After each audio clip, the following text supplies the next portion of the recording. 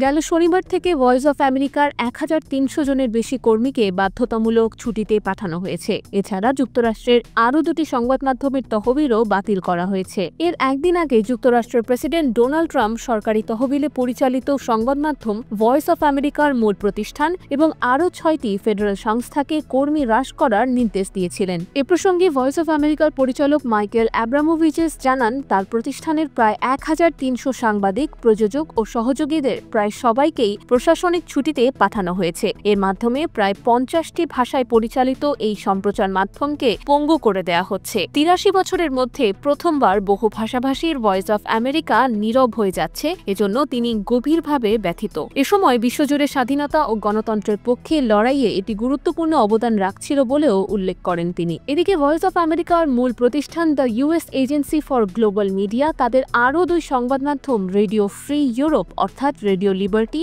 ও radio free এশিয়ার বরাদ্দ বাতিল করা হয়েছে। একই সাথে ভয়েস অফ আমেরিকার সাবেক উপস্থাপক ক্যারি লেকে প্রতিষ্ঠানটির নতুন পরিচালক হিসেবে মনোনয়ন দেওয়া হয়েছে। জানা গেছে তিনি ট্রাম্পের অনুগত হিসেবেই পরিচিত।